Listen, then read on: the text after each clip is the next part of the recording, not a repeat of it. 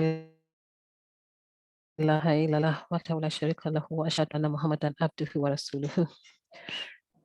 رب اشرح لي صدري ويسر لي أمري واحلل عقدة من لساني يفقهوا قولي.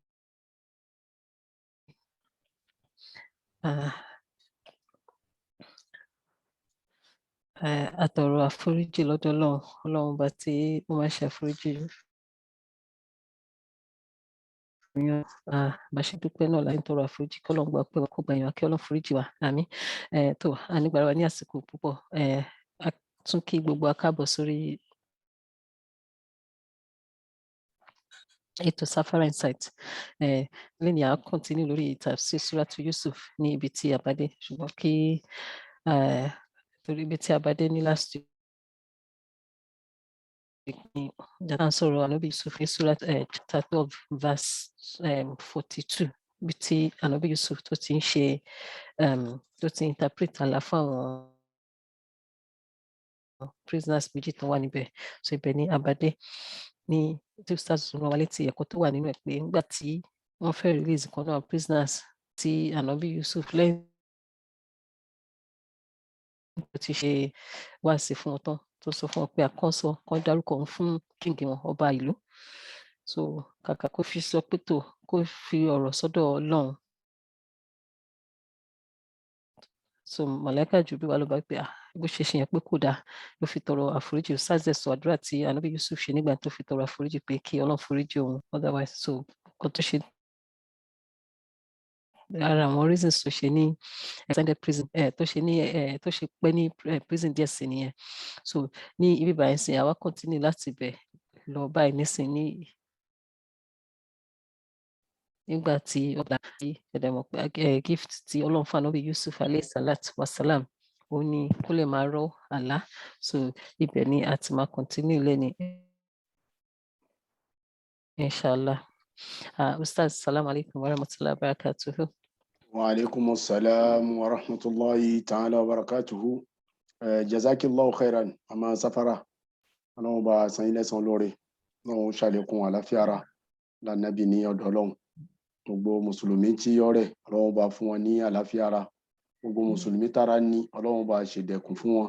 Gbogbo mùsùlùmí tó lóyún Ọlọ́run bá sọ wọ́n pẹ̀lú rọrùn. Gbogbo mùsùlùmí obìnrin tí mùsùlùmá tí ń wọ́kọ Ọlọ́run bá fún ní ọkọ ìdùnnú. Gbogbo mùsùlùmí ọkùnrin tí ń wáyà Ọlọ́run bá fún láyà ìdùnnú. Gbogbo mùsùlùmí tí ń wáṣẹ́ Ọlọ́run bá fún níṣẹ́ alálùbáríkà. Gbogbo mùsùlùmí tó fẹ́ kọ́lé Ọlọ́run kọ́lé ìdùnnú fún. Gbogbo mùsùlùmí tó fẹ́ bímọ Ọlọ́run fún lọ́mọ alálùbáríkà. Gbogbo mùsùlùmí akírun tá a jọ ń kọjú sí kíbùlà yìí, tá a jọ ń kírun, tá a jọ ń forí kanlẹ̀, tá a ń fèsì Káàbà. Gbogbo tó ní kálukú tí a ń fẹ́ Ọlọ́run máa ṣe fún wa. Gbogbo ibi tí bàtà ti ń ta wá lẹ́sẹ̀ Ọlọ́run máa ṣàbomi ìdùnnú sí. Ọlá pé Ọlọ́run ọba ní alikafi, ìwọ ni ṣáfi, ìwọ ni muhafi, ìwọ ni dáfíùn, ìwọ ni salam. Orúkọ rẹ títí láíláíláíláí náà ni. Bismillahi, a'udhu billahi minash shaitanir rajim. Bismillahir rahmanir rahim. La ilaha illallah Muhammadun Rasulullah sallallahu alayhi wa sallam. Astaghfirullah, subhanallah. والحمد لله ولا إله إلا الله الله أكبر ولا حول ولا قوة إلا بالله العلي العظيم. سبحان الله الذي تعطف العز وتكرم به. سبحان الذي له المجد والكرم وتكرم به وتعظم به. سبحان الذي لا ينبغي التسبيح إلا له. سبحان ذي الفضل والنعم. سبحان ذي المجد والكرم. سبحان ذي الجلال والإكرام. سبح قدوس رب الملائكة والعلا والروح. سبح قدوس رب الملائكة والعلا والروح. سبحان ربي الأعلى. سبحان ربي العظيم. سبحانك اللهم وبحمدك وتبارك اسمك وتعالى جدك ولا إله غيرك. سبحان ربي العلي الأعلى الوهاب. سبحانك اللهم ربنا وبحمدك لا إله إلا أنت. سبحانك إنا كنا من الظالمين. سبحان الله عدد ما خلق في السماء وسبحان الله عدد ما خلق في الأرض وسبحان الله عدد ما بين ذلك وسبحان الله عدد ما هو خالق إلى يوم القيامة سبحان الله الله أكبر مثل ذلك سبحان الله والحمد لله ولا إله إلا الله مثل ذلك الله أكبر مثل ذلك سبحان الله مثل ذلك ولا حول ولا قوة إلا بالله العلي العظيم مثل ذلك سبحان الله وبحمده لا حول ولا قوة إلا بالله ما شاء الله كان وما لم يشاء لم يكن أعلم أن الله على كل شيء قدير وأن الله قد أحاط بكل شيء علما وأحصى كل شيء عددا عليم بكل شيء وقادر على كل شيء سبحان الله وبحمده عدد خلقه ورضا نفسه وزنة عرشه سبحان الله ذي الملكوت والجبروت والكبرياء والعظمة سبحان الله الملك القدوس رب الملائكة والعلا والروح لا إله إلا هو لا إله إلا أنت لا إله إلا هو لا إله إلا أنا اللهم صل وسلم على سيدنا محمد الشفيع المشفع خير خلق الله وعلى الأنبياء والمرسلين وآلهم وصحبهم آل الله اللهم صل على سيدنا محمد الفاتح لما أغلق والخاتم لما سبق ناصر الحق بالحق والهادي إلى صراطك المستقيم وعلى آله حق قدره ومقداره العظيم اللهم صل وسلم وبارك على سيدنا ومولانا محمد شجرة الأصل النورانية ولحمة القبضة الرحمانية وأفضل الخليقة الإنسانية وأشرف الصورة الجسمانية ومعدن الأسرار الربانية وخزائن العلوم الاستفاعية صاحب القبضة الأصلية والباجة السنية والرتبة العالية من اندرجت النبيون تحت لوائه فهم منه وإليه وصل وسلم عليه وعلى آله وصحبه عدد ما خلقت ورزقت وأمت وأحييت إلى يوم تبعث فيه من أفنيت وصل وسلم تسليما والحمد لله على ذلك. Assalamu alaikum wa rahmatullahi ta'ala wa barakatuhu. A kí gbogbo àwa tí àjọ wòra wa pátápátá àti àwa tí à ń gbọ́ra wa. A tún kábọ̀ ní tuntun sí orí platform wa Heart Hospital Safara Insight àti Hospital àti Heart Hospital àti Old Kent àti gbogbo Form 1 ìkan náà ni nítorí pé mùsùlùmí kan náà ni gbogbo wa tí àjọ ń ṣiṣẹ́ ń bẹ̀. Ìwọ Ọlọ́run má fi kankan dà wá láàmú bẹ́ẹ̀ gbogbo àwọn nǹkan tá à ń ṣe àwọn tukus àwọn ibadat àwọn ọ̀rọ̀ Ọlọ́run ọba tá a fi ń bọ́ra wa ń bẹ̀ ọlọ́mọṣàjì ó wúlò fún wa láyé kó tún wúlò fún wa ní ìjọ ìgbéǹde alikiyama mama Safara ọlọ́mọṣàbà dó tì yín Allahu kafi Allahu shafi Allahu mu'afi Allahu dafi Allahu salam wa nunazzilu min al-Qur'ani ma huwa shifaa'un wa rahmatun lil mu'minin wa la yazidu adh-dhalimina illa khasara. وإذا مرضت فهو يشفيني اللهم بارك عليكم على فيرا ولا النبي لدولون اللهم اشفي مرضانا ومرضى المسلمين اللهم اشفي مرضانا ومرضى المسلمين وارحم موتانا وموتى المسلمين بسم الله الرحمن الرحيم لإيلاف قريش إيلافهم رحلة الشتاء والصيف فليعبدوا رب هذا البيت الذي أطعمهم من جوع وآمنهم من خوف àmín. Bá a ti ṣàdúrà fún yín àti ṣàdúrà fún gbogbo mùsùlùmí àti gbogbo àwọn tá a jọ ń jẹ́ obìnrin níbí báyìí Ọlọ́run má fi ẹnìkọ̀ọ̀kan wálẹ̀ Ọlọ́run má ṣàbá tọ́jú ilé wa kó ṣe ń tá a fẹ́ fún wa Ọlọ́run má dààmú wa má gbẹ̀sìn lọ́wọ́ wa al-iman Ọlọ́run má gbà lọ́wọ́ wa al-ihsan Ọlọ́run má gbà lọ́wọ́ wa al-islam Ọlọ́run má gbà lọ́wọ́ wa àtàwọn ẹbí wa ọlá nàbí lọ́dọ̀ Ọlọ́run. Bàbá Safara Ọlọ́run má ṣàbá dúró tì yín àtẹ̀yìn fámìlì yín àfihàn tọrọ fún gbogbo àwọn tá a jọ ń jẹ́ ọkùnrin bí báyìí wọ́n tún kí wa lẹ́ẹ̀kan sí pé assalamu alaikum wa rahmatullahi ta'ala wa barakatuhu. Ibi tí a bá ọ̀rọ̀ náà dé òun ni ibi tí a ti ń ṣàlàyé tí anabi Yusuf alayhi salatu wassalam tí ti ń ṣàlàyé àlá fún àwọn tí wọ́n jọ pàdé ní ẹ̀wọ̀n that's verse 41 42. so ibẹ̀ náà ni a ti gbé tìláwà so a wà wọnú èyí tí yọkàn ní ẹ̀yìn rẹ̀ kí Ọlọ́run má ṣá jọ̀ọ́ gbogbo tí à ń ṣe yìí o Ọlọ́run má ṣá gbà lẹ́sìn fún wa o Ọlọ́run má ṣá gbà lẹ́sìn fún wa wọlá pé àlẹ́lòmíì àfiwọ́ Ọlọ́run wọlá apá àṣefẹ́lòmíì àfiwọ́ Ọlọ́run wà wọlá bẹ́ẹ̀ náà tí Ọlọ́run ọba gbà kò sí ní ta fẹ́ ṣe sí o tó o bá gbà kò sí ní ta fẹ́ ṣe sí. A'udhu billahi minash shaitanir rajim. Bismillahir rahmanir rahim. Ya sahibayis sijn. أما أحدكما فيسقي ربه خمرا وأما الآخر فيصلب فتأكل الطير من رأسه قضي الأمر الذي فيه تستفتيان وقال للذي ظن أنه ناج منهما اذكرني عند ربك فأنساه الشيطان ذكر ربه فلبث في السجن بضع سنين وقال الملك إني يرى 7 بقرات سمان يأكلهن 7 عجاف و7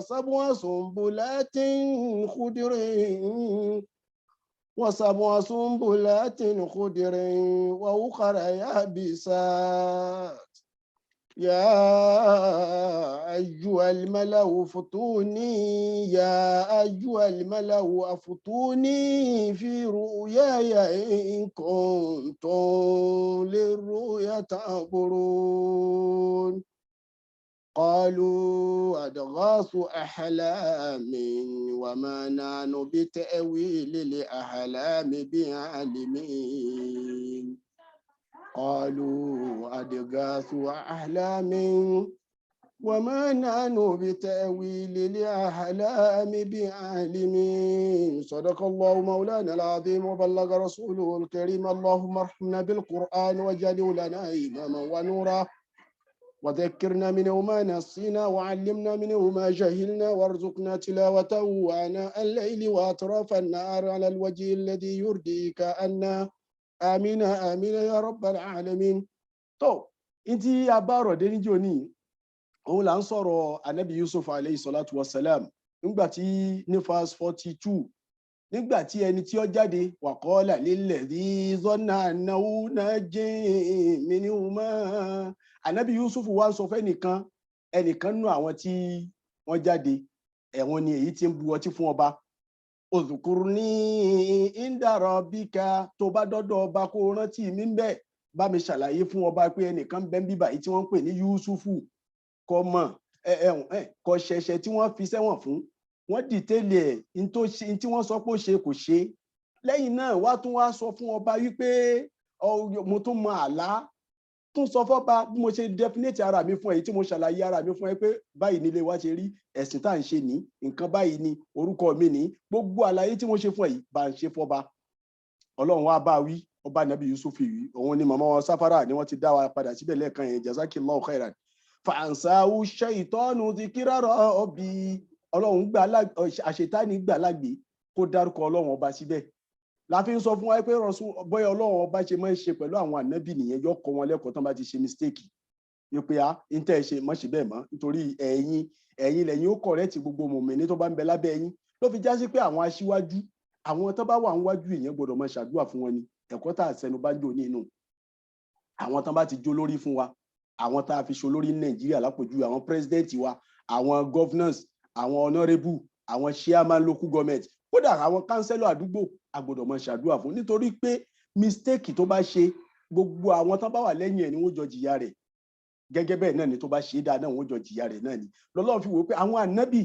àwọn òjíṣẹ́ táwọn bá ṣe mistake yóò backfire padà sọ́dọ̀ àwọn tí wọ́n ń tẹ̀lé wọn lọ́lọ́run fi máa ń tún wọn ṣe lẹ́sẹ̀kẹsẹ̀ ẹ wo bó ṣe sọ fún ànábì sallallahu alayhi wa sallam wala taqulanna li shay'in inni fa'ilun dhalika gadan illa an yasha Allah waskur rabbaka idha nasit waskur rabbaka idha nasita tó bá ti gbàgbé dárúkọ Ọlọ́run ọba so ìjẹyàn òun ló ṣe wọ́n bí tí wọ́n tó fi wá gbàgbé bó ti wá gbàgbé yẹn Ọlọ́run wa kọ́ lẹ́kọ̀ọ́ látara bẹ́ẹ̀. So ńgbà tọ́lọ́run kọ́ lẹ́kọ̀ọ́ látara bẹ́ẹ̀ a ti ṣàlàyé ẹ̀kọ́ náà ní òní ẹ̀kọ́ tá a fẹ́ mú belé yìí tó jẹ́ ń padà síbẹ̀ òun náà nìyẹn. Nínú àwọn ẹ̀kọ́ tá a tún wá fẹ́ mú àwọn ni èyí tí bàbá wa Abubakar Ibn al-Arabi tó ṣàlàyé fún wa. Ó nínú àwọn àyà tá a kà sẹ́yìn yìí o tá a kà sẹ́yìn tá a sọ̀rọ̀ ànábì Yusufu àtìgbà tí Jìbìrìlù sọ̀kalẹ̀ fún àti bó ṣe di pé Ọlọ́run ọba rẹ̀ bá wí ó sì gbà bá wí ó sì tọrọ àforíjì lọ́dọ̀ Ọlọ́run pé kọ́lọ́run mọ́ṣà yọ́nú sí wọn. Ó ní gbogbo kinní yẹn àti tá ànábì Yusufu sọ fún ẹni tí ó jáde lọ yẹn ó níbẹ̀ yẹn náà lè mẹ́kọ̀ọ́ wí pé àwọn tán bá ń ṣiṣẹ́ lábẹ́ àwọn èèyàn ńlá nísìn secretary ẹni tí ń jẹ́ secretary fún governor ẹni tí ń jẹ́ secretary fún chairman local government ẹni tí ń jẹ́ secretary fún president àwọn tán ń bá gbé fáìlì àwọn tán ń bá bomi nínú ilé tán ń bá tọ́jú oúnjẹ àwọn tí wọ́n ń ṣètò àwọn tí wọ́n ń túnú ilé rẹ̀ ṣe driver tó ń wa president ànábì bàbá Ibn al-Arabi ó níbẹ̀ yẹn yẹjúsù yàní ó ní fíyà jàwásù tàálùkì bil asibab òun ni pé kéèyàn lo influence náà ń pè ní al-asibab lédè lárúbáwá ní èdè ẹ̀yin onígẹ̀ẹ́sì a ní influence wọ́n ní báwo ló ṣe mọ president influence driver ẹ̀ ni mo lò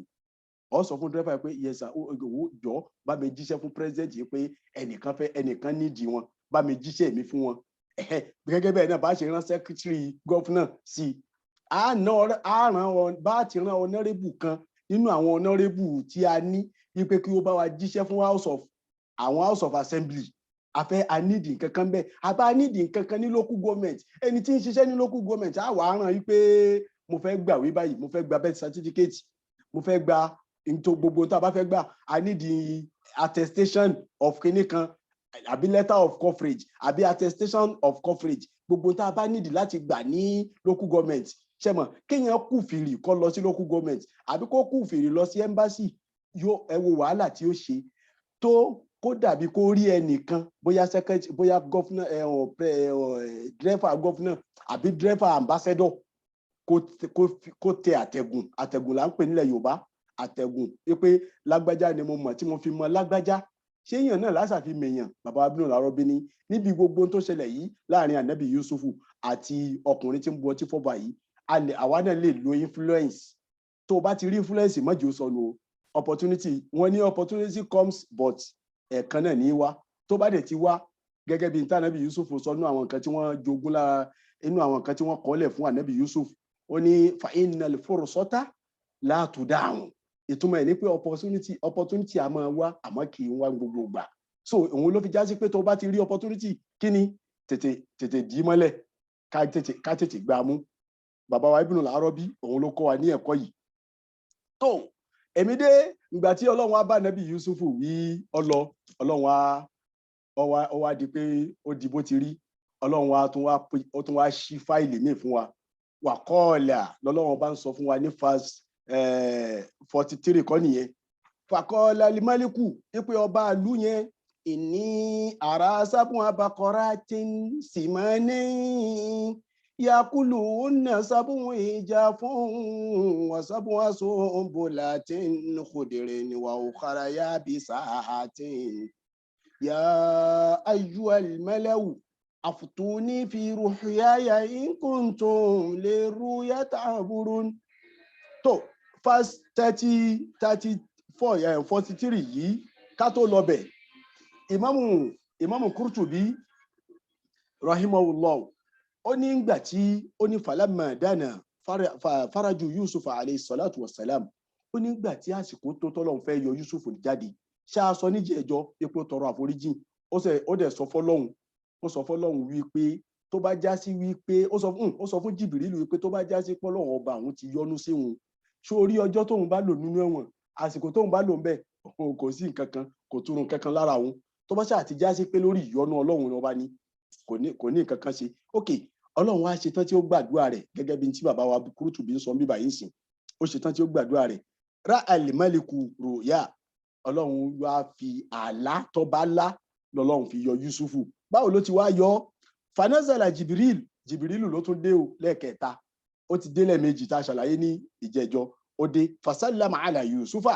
ó bá sálámà sí anabi yusuf wa basharahu bil faraj ó wá sọ fún anabi yusuf yìí pé àsìkò ti súnmọ́ àsìkò ń súnmọ́ bọ̀ tá a yọ ọkùn lẹ́wọ̀n inú anabi yusuf dùn anabi jibril ó wá sọ fún anabi yusuf yìí pé inna Allah mukhrijuka min sijnika ọlọ́run palẹ̀mọ́ ọlọ́run ti ṣetán báyìí láti yọ ẹkùn inú ẹ̀wọ̀n yẹn ẹ̀wọ̀n tó wà yìí wàbùmọ̀ kínú láka fil ardi ó sì rẹ́dì láti gba ilẹ̀ fún ẹ yóò gbà ọ́ láyè lórí ilẹ̀ ó fẹ́ ṣe ìkẹ́ ó fẹ́ ṣínà kẹ́rẹ́ fún ọ ṣé ẹ gbàgbé mo sọ́njọ́ tá a fẹ́ wọ ibi season ẹlẹ́kẹrin ibi ọ̀rọ̀ anábì yusuf yìí pé season mẹ́ta tó kọjá lọ yẹn ibẹ̀ ni sọ́rọ̀ òpin sí láti ẹ̀yìn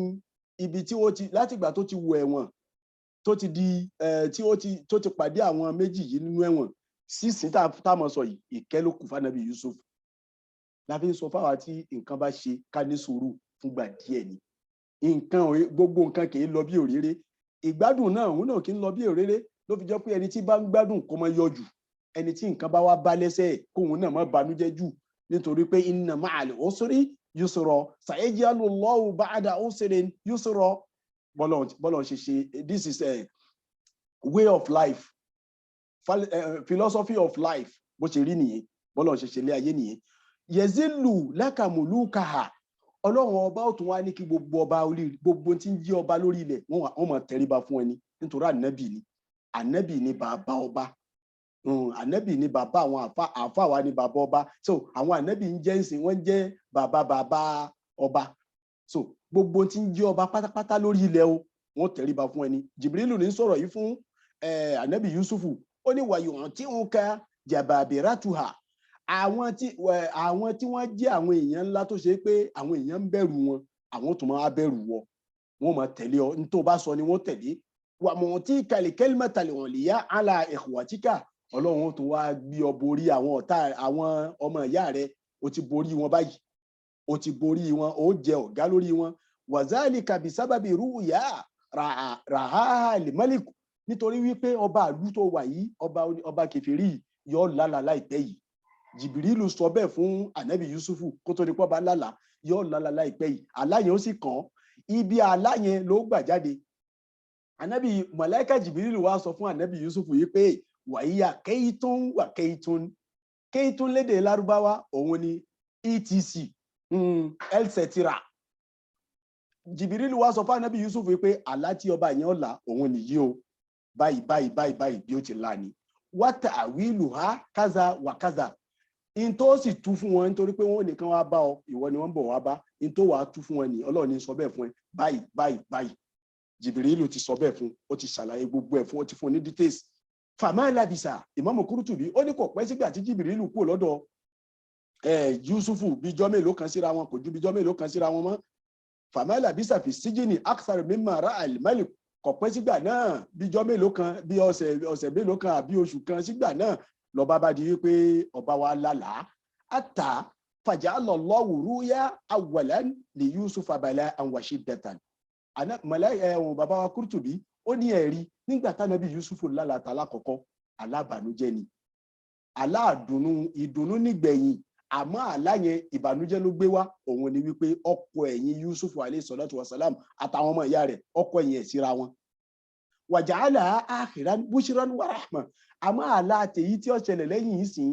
àlá tí ó ṣẹlẹ̀ lẹ́yìn eléyìí nísìn àlá dùnnú ni nítorí pé àlá tó bá láyẹ òun ni ó ṣe sábàbí bí ó ṣe ṣe kíni bí ó ṣe jáde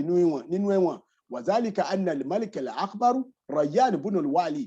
Walid Rayyan lórúkọ ọba náà ọba àlúyẹ ọba kẹfìrí yẹn Rayyan bunul Walid raha fi nawmihi ka'annama kharaja min na'rin yabis sab'u baqaratin simanin ó lálàá pé òun rí nínú odò tó ṣe kíni odò tó gbẹ wàkọ́ láìlè málíkù òun lọ bá sọ yí pé ìní mo rí sábùn àbàkọ́ra tí màálù méje olóhùn rí màálù méje sì máa ní màálù méjèèjì yìí màálù tó sanra ni ó yó dáadáa ó jẹun ó jó ó sanra ó tóbi yàkúlò ó ná sábùn ìjà fún ṣé wá rí màálù méje tá a sọ pé ó sanra yìí tá a sọ pé ó tóbi yìí yàkúlò ó ná sábùn ìjà fún ìjáfù òun ni màálù tó ń gbẹ kò lóúnjẹ lára egungun ẹ máa wo àwọn egungun ara ẹ̀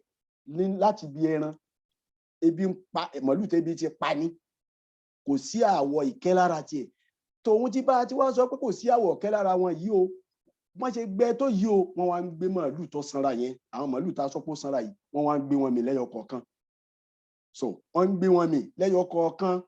wasabun asumbulatin khudrin wasabun asumbulatin mo wá rí abo ọkà ìtàn pè ní abo ọkà òun ni àwọn ibi tá à ń tọ́jú síìdì sí ṣe mọ̀ pé àgbàdo nísìnyí àgbàdo máa ní kinní kan lára bí aṣọ ṣe ráṣọ tó wọ̀ yẹn òun náà máa ń pè ní sumbulat wọ́n ń pè ní sumbulu sorry nítorí pé plural lọ́lọ́wọ́n bá gbé wá bí mufradu ẹ̀ tá à ń pè ní singular òun ni sumbulu òun ni singular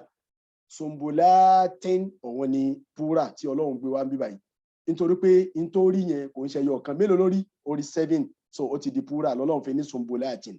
wasabun asumbulatin wọ́n dẹ̀ tún lò fún ebè ìta ń pè lébè ọlọ́mọṣàbá san ustaz wa tí ọkọ wa ní kínní alifikiul islami ní 2015 kọ́ nìyẹn ní second year ní bachelor degree àwọn ni wọ́n ṣàlàyé àwọn into pertain papọ̀ mọ́ agriculture nínú Islam nínú fikiul islami àwọn ni wọ́n kọ́ wa kò sígbà tí ìrántí àyà yìí tí mi kì í rántí wọn kọ́lọ́ mọ́ṣábà Jábìr lórúkọ wọn so sumbul òun ni ibi tí wọ́n kì í ṣubọ̀ ṣe mọ̀ pé àwọn nǹkan ọ̀gbìn oníkálukú náà ló níbi tí ó lè wọ̀ lọ́tọ̀ àgbàdo nísìn a lè kí orí àgbàdo bọlẹ̀ igi ẹ̀ láàkì bọlẹ̀ ńlẹ̀ but iṣu gangan láàkì bọlẹ̀ inú ilẹ̀ lòun ó ti jáde iṣu ò kí ń yọ lókè iṣu níṣẹ́ tá à ń pè ní yàmù kò kí ń yọ lókè àgbàdo òun ò kí ń yọ nílẹ̀ ńlẹ̀ mango kò kí ń yọ nílẹ̀ ńlẹ̀ àwọn nǹkan tó le bẹ́ẹ̀ yẹn apple kò kí ń yọ nílẹ̀ ńlẹ̀ òkè ló ti ń yọ so ṣé wàá rà àwọn èyí tán pé sumbulu òun làwọn èyí tí wọ́n ń tọ́jú síbì kan tó jọ pé a ṣẹ̀ṣẹ̀ tú nǹkan lára ẹ̀ ká tó mọ tí ń bẹnú ẹ̀ a ṣẹ̀ṣẹ̀ yọ yẹ̀pẹ̀ lára iṣu ni láàfin mọ̀ pé bó ti rí ni a ṣẹ̀ṣẹ̀ yọ yẹ̀pẹ̀ lára kàsáfà tá à ń pè ní páàkì táwọn kan ń pè ní ẹ̀gẹ́ a ṣẹ̀ṣẹ̀ yọ yẹ̀pẹ̀ lára ẹ̀ ni ká tó mọ̀ ṣe rí gbogbo ohun tí wọ́n ń yọ nǹkan lára ẹ̀ yẹn ohun tí wọ́n ń yọ yẹn òun náà ń pè ní sumbulu àgbàdo náà a ṣẹ̀ṣẹ̀ bó èpo lára ẹ̀ ni ká tó mọ irú ìtúnbẹ̀nú àgbàdo ọkà bàbà a ṣẹ̀ṣẹ̀ bó èpo ara ẹ̀ ni ká tó mọ irú tí ń bẹ nínú ọkà bàbà yẹn ṣe rí gbogbo tá à ń bò yẹn òun náà ń pè ní sumbulu lédè lárúbáwá tí ń jẹ́ singular bọ̀ tó bá wá ní plural òun ni sumbulat tí Ọlọ́run bá wí báyẹn sìn so àwọn nǹkan bẹ́ẹ̀ yẹn ló lóun rí ó ní òun rí sumbulatun khudr òun rí àwọn nǹkan tí à ń tọ́jú sínú kinní bẹ́ẹ̀ méje khudrun tó tóbi dáadáa tí ẹ rí àpẹẹrẹ pé kinní yìí tóbi ó sì tutù ó ṣe dáadáa wà ó kára yabisatin òun tó wá rí irú ẹ̀ míì yabisatin tó ń gbẹ orí àgbàdo tó gbẹ orí iṣu tó gbẹ orí kàsáfà tó gbẹ yá ayú alimaláwù ló bá kọjú sáwọn àjọ rẹ̀ àwọn ẹntọrẹǹjì ẹgbà míì àfòtú ní ìfirúhu yáyá ẹ bá mi dámọ̀ràn ẹ sọ fún mi ẹ ṣàlàyé fún mi fírúhu yáyá níbi àlá mi tí mo láyìí nǹkan tó ń lérò yàtà àbúrò tó bá jọ pé ẹ mà látú nǹkan tó bá já sí pé lè ro ìyá tààbùrò tó bá yẹ pé ẹ mà látú lóòótọ́ o bàbá wa ibnu àrò àfa wa tí mo ń ṣàlàyé fún wa lọ́wọ́ Imam Qurtubi ó ní ìgbà tí àwọn màálù yìí tí wọ́n ń gbéra wọn mì tí àwọn màálù tó gbẹ tí wọ́n ń gbé àwọn màálù tó tóbi tí wọ́n ń gbé mì yìí wọ́n ń gbé wọn mì débi wípé ìlàlẹ̀ kọ̀rìnẹ́yìn tán bá ti gbé wọn mì débi ìwo orí wọn wọ́n gbé lẹ̀ wọ́n gbé ìwo nìkan òun wá ya ọba lẹ́nu ìwo nìkan ni wọ́n ń filẹ̀ ládùúrú àwọn màálù yìí nǹkan ìyanu àkọ́kọ́ tó kọ́kọ́ rí nù nǹkan ìyanu ẹlẹ́kejì ni wípé àwọn màálù tí wọ́n wá gbẹ yìí wọ́n ti gbẹ tó yẹn tí wọ́n wá ń gbé àwọn ńláńlá mi ṣe bí téèyàn bá jẹun tán ṣe bí kó sanra ni ṣe bí kéèyàn rápẹrẹ pé eléyìí ṣẹ̀ṣẹ̀ jẹun tán ni kí láfi rápẹrẹ bí kínú ẹ yọ wípé inú rẹ̀ yọ àbí ká sì rí kára rẹ̀ máa dán wípé wọ́n ti jẹun àbí kárí kójú ẹ̀ máa dán àbí kárí kó gbẹnu ẹ̀ máa dán. Àwọn màálù tí wọ́n gbé màálù ńláńlá mi yìí kò wá sàpẹrẹ kankan lára wọn, wọ́n wá padà sí bọ́n ti wà ní àkọ́kọ́ kan tó gbé nǹkan kan mi. Kò sí nǹkan kan la Imam Qurtubi ní sọ̀rọ̀ yìí kọ́lọ̀ radiyallahu ta'ala anhu wa rahimahullah kọ́lọ̀ mọ́ sábà kẹ́. Ó ní kò túrun kankan, nǹkan kan ò lékún lára àwọn màálù yìí. Nǹkan kan ò lékún lára àwọn màálù tí wọ́n gbé àwọn màálù ńláńlá yẹn tí wọ́n gbé wọn mì, kò sí nǹkan kan tí ó lékún ní ara wọn. Fa arsala ló fi mú ọba ńgbà tó jí arsala ila nas ló fi wá ránṣẹ́ sáwọn èèyàn rẹ̀. Wa alul ilmi ó ní kí wọ́n pe gbogbo àwọn tí wọ́n ní mímọ̀, àwọn tí wọ́n wà knowledgeable láàrin ìlú, ẹ lọ pè wọ́n wá, gbogbo àwọn àfà, gbogbo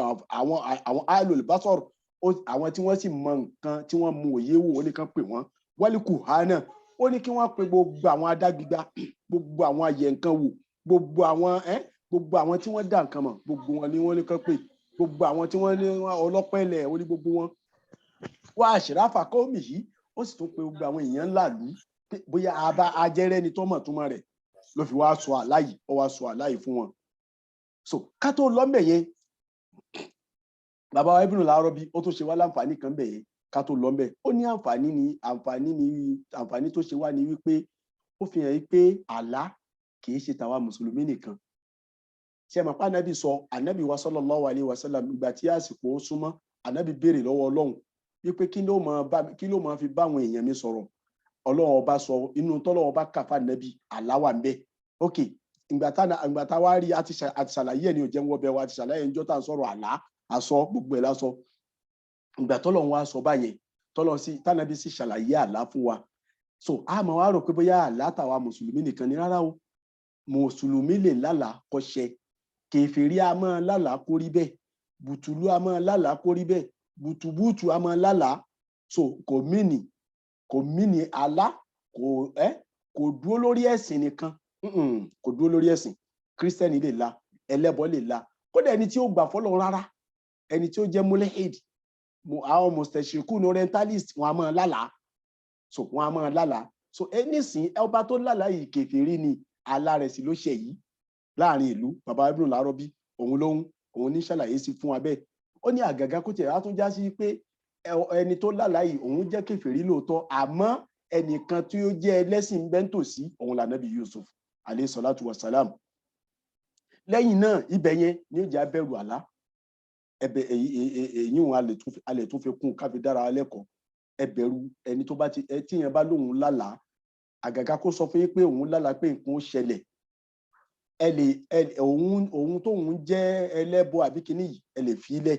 Àmọ́ àlá tó lóun láyẹn ẹ má kọ etí kún sí o. Ṣé mo pé mo sọ̀rọ̀ kí yẹn máa dẹ́jà lọ́sẹ̀ tó lọ, ẹ má kọ etí kún sí o. Ó bá yẹ pé àdúrà ni lágbára yín bá ká ẹ ṣe, ó bá yẹ pé sàárà ni ẹ ṣe. Kódà bó já sí pé ẹ padà mọ̀ pé ń parọ́ ni, àdúrà àti sàárà tẹ ṣe sóhun kọ́ ni ó fún yín lẹ́san, ó ti tán. Ọlọ́run ọba ni ó sẹ̀san. So ọlọ́run ọba lẹ bá ta làwùdín mukhlisina làwùdín. Gbogbo ń tá a bá ń ṣe pátápátá ọ̀dọ̀ ta la fèsì, ọ̀dọ̀ ọlọ́run ọba. Ad-dinu lillahi al-khalis. So kéjọ pé ọlọ́run ọba la fèsì ń bẹ, ní tá a bá sì ti fèsì ọlọ́run àní rẹ́dá kankan bẹ. So bí ó ti rí nìyẹn, ọlọ́run ọba òun ni ká máa wò ń bẹ. Nígbà tó bá wá sọ pé òun lálàá, ọlọ́mọ ṣàbá kẹ́ Ibn al-Arabi àti Imam Qurtubi àtàwọn àfáà tá à ń sọ̀rọ̀ wọn. Ìgbà tó bá sọ pé òun lálàá, wọ́n bá dáhùn. Ìgbà tí gbogbo wọn pé tán, ọba ní ẹ̀yin tẹ́ ẹ dá gbígba kí lẹ rí sàlàyé. Oníkálukú ń sọ pé òun ò mọ̀. Àwọn tán wá jẹ́ àwọn ẹlẹ́bọ táwọn ń da ọ̀pẹ̀lẹ̀ lọ́ba wá fèsì wọn. Ẹ̀yin ńkọ́ ṣe bẹ́yìn lọ́pẹ̀lẹ̀ ẹni tẹ́ lè béèrè lọ́wọ́ rẹ̀. Nọba ní àdìgáàsù àlámín, qalu àdìgáàsù àlámín wa ma nahnu bitawili ahlami bi alimin. Àdìgáàsù àlámín ó ní ìtumọ̀ tó pọ̀. In tán pè ní àdìgáàsù òun ni tó wà yàní in tó dà papọ̀ mọ́ra wọn, kéèyàn dalúrú papọ̀ mọ́ ṣàpà, in tó rújú wọn a máa pè ní àdìgáàsù. Wọ́n á sì máa pe àdìgáàsù ní tí ò yéèyàn, kò yéèyàn, inú ká tú sí ó rújú àbí ká tú sí kò yéèyàn. Gbogbo ẹ̀ náà ni Abdullahi ibn Abbas ó tu àbọ̀ wá bẹ́ẹ̀. In tán pè ní dígìs òun ni kí wọ́n òun ni kí wọ́n mú lápèjúwe ṣẹ̀mọ̀ a sọ̀rọ̀ iṣu lẹ́ẹ̀kan ṣe é sì mọ̀ pé tí iṣu bá jáde wọ́n máa ń fa ewé ẹ̀ ọwọ́ iṣu wọ́n ó fa igi ẹ̀ wọ́n ó fi kọ́ kinní kan kinní yẹn wọ́n ń pè ní ànàmọ́ yẹn òun ní ọmọ ànàmọ́ tígi yẹn kinní yẹn ó máa gbúrò látara rẹ̀ ṣé ẹ wá rí ewé iṣu tó ń lọ sókè yẹn àwọn koríko kan unwanted grasses àbí leaf yóò máa tẹ̀lé lọ tí ṣe pé òun ò wúlò yóò kàn máa tẹ̀lé kíní ọwọ́ tó bá dàsìkò kan àwọn àgbẹ̀ àwọn farmers wọ́n wá yọ unwanted kíní èyí tó bá jẹ́ plant wọ́n á yọ kù mbẹ̀ wọ́n ń pè ní dárúsù lédè lárúbáwá inú fíkìlì ìsìlámì nítorí pé ní dárúsù nìyẹn dárúsù tẹ̀kọ́ náà inú èdè tó tún ní nìyẹn so wọ́n á yọ gbogbo àwọn yẹn ṣé ẹ wá rí èyí tó so mọ́ iṣu yẹn gbogbo orú nǹkan bẹ́ẹ̀ kó lọ́jọ́ pé èyí tá a nídìí kó papọ̀ mọ́ èyí tá a nídìí òun náà ń pè ní adigal èyí tá a nídìí òun la ti rí èyí tá a wá nídìí kan lòun náà tún wá so mọ́ òun náà ń pè ní adigal nígbà tí wọ́n dá ọba lóhùn kí náà wí wọ́n ní adigal wa ahalamin nǹkan kan tó wọnú ara wọn ni wà máa nánú bí tahwili li alami bí alimin alátòsọ yìí àwọn ò mọ̀ alátòsọ tó onímọ̀lú kan ṣe kínní wọ́n tún wí nǹkan mí o àmì ọ̀rọ̀ méjì yìí làwọn àfọ onítẹ̀fsírì jókòó lé lórí wípé àlá tó rújú làlá yìí àlá yìí rójú ó dààmú ó kó dààmú sílẹ̀ kò yé wa àmọ́ Abdullahi ibn Abbas ní ẹgbàá wa tí wọ́n gbà wá látọ̀dọ̀ Abdullahi ibn Abbas látọ̀dọ̀ Dohak gbà wá látọ̀dọ̀ Abdullahi ibn Abbas ó wà nù lọ́dọ̀ Imam Qurtubi ó ní inna ruhya ó ní àwọn àlá tá ńlá yẹn mí ní hakun àwọn míì wà tí ó jẹ́ àlá òdodo àti ṣàlàyé ẹjọ́ tá à ń sọ̀rọ̀ àlá wà mí ní àdìgáàsù àhàlámìn àwọn kan wà bẹ́ẹ̀ tó ṣe pé àlá tí ó rújú ní tẹ́ẹ̀ níyì kò ní yéèyàn rárá bí kéèyàn lálàá lójú oorun kó máa ríra ẹ̀ ń rí obìnrin bí kéèyàn lálàá lójú oorun ọkùnrin kó máa ríra ẹ̀ rírí obìnrin kóbìnrin náà máa ríra ẹ̀ ń rí ọkùnrin ara nọ́ọ̀tì kó wá bára rẹ̀ ní south àbí east àbí west tí ó sì débẹ̀ rí ọ̀tọ̀ níbi téèyàn ti dé rí tí ó máa sọ pé mo lálàá pé mo débì kan tó sì já sí pé ibi tó lọ yẹn ó ti débẹ̀ rí sẹ́mọ̀ ní téèyàn wá lálàá tí ò débẹ̀ rí àlá tó rújú ni Abdullahi ibn Abbas ní sọ̀rọ̀ ó ní bí yáàánú yóò ná bí ha àlìká àdìbà ó ní tí wọ́n ń pè ní àlá tó rújú táwọn àwọn ẹlẹ́bọ yẹn gbà lérò ó ní wọ́n ń sọ pé àlá arọ́ ni ọba ẹ̀kan lálàá lásán ni wọ́n ṣí àlá ọba yẹn sí ibi kíni hadithu nafsi ṣé àgbàgbé tí ànábì wa sallallahu alaihi wasallam pín àlá sí ó ní hadithu nafsi tó ní ká má bẹ́yìn wò má tó bá ti jẹ́ hadithu nafsi òun ni tí activities tí èèyàn bá ṣe lọ́sàn-án tó bá wá fi lálàá lóru irú nísìnyí bá ṣe wà pẹ̀lú ara wa yìí sìn ká tún wá fi lálàá lóru ṣe mọ̀ ó ti ní hadithu nafsi nú òun la ṣe lọ́sàn-án lẹ́yìn náà bó tún ti wá ní wípé ọlọ́run ń tẹ̀lé wa pẹ̀lú iṣẹ́ tá à ń ṣe nìyẹn iṣẹ́ tá a ṣe lójú ayé àtúnṣe lójú oorun tòun ti bẹ́ẹ̀ náà àdísù nọ́ọ̀sì ni gbogbo tí yẹn bá ṣe lọ́sàn tó bá fi lálàá lóru àdísù nọ́ọ̀sì ni wọ́n sì ní ká má bẹ́yìn wo ibẹ̀ mọ́ ọlọ́run má dààmú wa. àdìgáàsù òun ni tó ó ṣe kí ni tó fọ́ papọ̀ mọ́ra wọn wà máa nánú bí táwé lílẹ̀ aláàmì ibi àdìmí wọ́n wá láwọn ò mà láyìí àwọn kan ní wọn láwọn ò mà láyìí ni o wọ́n láwọn ò mà látú rárá méjì táwọn onítẹ̀fsírì tú nìyẹn ẹ bá méjèèjì lọ́dọ̀ ìmámù Tọ́bàrí àti ìmámù Kúrútùbí àti ìmámù Ibnu Kathir wípé àwọn ò mà látú rárá wọ́n ní àìmàlátú rárá tí wọ́n wí yẹn òun ló wá ta ọkùnrin yìí ẹni tí ń bu ọtí fọ́ba ló wá tají wàkọ́ọ̀là wípé tó bá já sí wípé wọ́n sọ pé àwọn ò mà àlá eléyìí àlá tó bá láì gangan àwọn ò mọ̀ tú ni ó ṣeéṣe kó má rántí àmọ́ nígbà tí wọ́n sọ pé àwọn ò mà látú rárá tóun dẹ̀ mọ ẹnìkan tí ń tú àlá ló fi wá di wípé wàkọ́ọ̀là wọ́n ní wàkọ́ọ̀là ló bá sọ wípé allazina jaa minhuma ẹni tí ó là láàrin àwọn méjèèjì níjú onítọ́jọ́ wà nínú ẹ̀wọ̀n pẹ̀lú Yusuf òun ni Sáàkì ẹni tí bu ọtí fọ́ba wàdàkàrà bá àdà ọmọtí wàdàkàrà alukur'an tí ṣé mo sọ fún wa ń jò ní wípé alukur'an encyclopedia alukur'an encyclopedia ni dictionary ni fún àwọn èdè ẹ̀rí nsìn kí ló lé ọmọ zayin ọmọ zal kí ló lé kú mbẹ òzùkúrú náà ni o zal kaf rọ Ọlọ́run wá gba ọmọ ẹ̀ wọ́n wá gbé ọmọ yẹn wọ́n kì bọnú ìyá rẹ̀ tó dúró wọ́n wá gbéṣẹ́ dà lé lórí wà dàkárà ìtumọ̀ ẹ̀ ni pé wàzìzákàrà wọ́n wá fẹ́ pé záàlì méjì Ọlọ́run wá kì bọnú ara wọn ìdìgáàmù ni wọ́n ń pè ìdìgáàmù àlìmútàkọ́rì bẹ́ẹ̀dì nínú tajwid so Ọlọ́run mojọ́ tí a mọ̀ ṣàlàyé yìí ń lọ èní lọ́nbẹ̀ ló púpọ̀ jù bẹ́ẹ̀ lọ so Ọlọ́run wá ní wọ́n kì méjèèjì bọnú ara wọn wá dàkárà bá dà ò mẹ́tìn ó wá ṣẹ̀ṣẹ̀ wá rántí lẹ́yìn ìgbà tó ti ọjọ́ ti lọ egbé ti regbè ló ṣẹ̀ṣẹ̀ rántí ó ti gbàgbé ànábì Yusufu ó gbàgbé rẹ̀ sí tí ẹ bá ṣe pé àlá yẹn ó bá yẹ pé ọba lóhùn lálàá ni kò ní rántí ó wá ní anáwó náà bí òkun bí táwìlì fàrísílùn anáwó náà bí òkun mo dẹ̀ rántí ẹnìkan o fàrísílùn ni ọ̀nà bí òkun máa fún yín nírò tẹ́ ẹ bá lè rán mi lọ ó sọ bẹ́ẹ̀ fọ́ba àwọn kan ní òun ọba gẹ́gẹ́ nìkan ló sọ fún ọlọ́bọ̀ àwọn kan ní òun àárín ìjànmọ́ ibi tán wà níbẹ̀ náà láàrin àwọn yòókù náà ló ti sọ fún ọba níbẹ̀ ló ti sọ fún ọba ìgbà tó sọ fọ́ba yẹn fáàrìsì lù ní ẹran mi lọ tó wí yẹn nísìnyí ìmámù sọ̀bù ní ọlọ́mọṣàbáwákẹ́ ó ló sọ yìí pé fáàrìsì lónìí tó wí ó ní Abdullahi ibn Abbas sọ yìí pé nítorí wípé ẹ̀wọ̀n tí ànábì Yusuf wà alayhi salatu wassalam ẹ̀wọ̀n tí ànábì Yusuf wà ẹ̀wọ̀n yẹn ò sí láàrin ìlú ẹ̀yìn ìlú lẹ́wọ̀n yẹn wà ibẹ̀ jìnnà ló fi ní ẹran mi lọ nítorí pé ìrìnrìn lọ tí wọ́n fẹ́ ràn lọ yìí ó nídìí ẹṣin àbí ràkúnmí tí wọ́n bá ń gùn lápèjúwe ó nídìí mọ́tò ẹni tá a bá ránṣẹ́ ẹ̀fún ni tí ó tó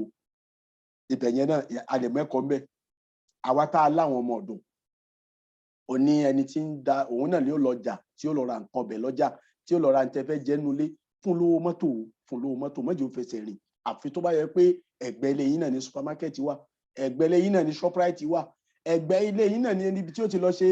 tí ó ti lọ ra óṣèṣì oúnjẹ tẹ́ ń jẹ àwọn aṣọ tẹ́ rán àbí nǹkan kan tẹ́ fẹ́ lò nulẹ̀ mọ́ ni ó lè fẹsẹ̀ rìn kí ló ń ṣe ọmọ ọrú tí ó lè fẹsẹ̀ rìn mọ́ sọ bẹ́ẹ̀ ẹrú ni gbogbo anọ́dọ̀ Ọlọ́run ọ̀nà ló jìn ẹrú náà ní bàbá fún olówó mọ́tò fún olówó nǹkan ọ̀gùn so fáàrìsì ló ní Abdullahi ibn Abbas lọ́sọ̀ òun lọ́kọ́ alẹ́kọ́ yẹn o tí bàbá wa sọ bú ní ọlọ́mọṣàbákẹ́ òun náà ó ṣẹ̀ṣẹ̀ ṣaláìsí níjó ní láìpẹ́ yìí ni òun ló gbà wá wípé fáàrìsì ló nìyẹn ó fi béèrè in tí ó gùn lọ́bẹ̀ so wọ́n wá fún lẹ́ṣin àbí ràkúnmí wọ́n dẹ̀ fún láwọn èèyàn tí ó tẹ̀lé kó má jóhun nìkan kírin àjò mọ́ nílá lọ́ba fi wá di pé wọ́n rán lọ wọ́n ṣe rán lọ ó lọ sọ́dọ̀ ànábì Yusufu ó dénú ẹ̀wọ̀n wọ́n ní ìgbà tó dénú ẹ̀wọ̀n ìgbà tó débẹ̀ ó sálámọ̀ sáwọn ará ilé inú ẹ̀wọ̀n àwọn kíra wọn bí wọ́n ti kíra wọn ó bá lọ sọ́dọ̀ ànábì Yusufu ó jókòó tí ó bá sọ̀rọ̀ ó kì í bọ́n ti kíra wọn ló bá sọ fún ànábì Yusufu yá Yusufu ayúwa Sidiku ẹ̀rí ó pe ànábì Yusufu ní Sidiku à ń bọ̀ wá ṣàlàyé Sidiku yìí lọ́la pẹ̀lú ògo Ọlọ́run níjọ́ Monday tán pé Sidiku àwọn ànábì Ọlọ́run ní máa jẹ́ bẹ́ẹ̀ olódodo àwa náà ẹ̀kọ́ tá a fẹ́ mú bẹ̀ yẹn ni pé in any situation tá a bá wà in any society ẹ jẹ́ kí a wà sincere pẹ̀lú Ọlọ́run ẹ jẹ́ ká wà truthful ká máa sòdodo ohun tán pè lódodo òun ni káwọn kí o máa ríra rẹ wípé òun nira rẹ lára nítorí ẹni tí bá ń sòdodo yóò máa nira ẹ lára o ìnira tí ń wá fólódodo à ń bọ̀ á sọ níjọ́ Monday pẹ̀lú ògo Ọlọ́run àmọ́ máa kàn fẹnu yẹn bẹ́ẹ̀ ìnira tí wá fólódodo ni pé kò kí ń léèyàn wọn mọ àwọn èèyàn kúrẹ wọn mọ tájẹ wàhálà rí ẹ tí pọ̀ gbogbo nǹkan ni ó máa ń sòdodo ń bẹ kékeré kan gbá o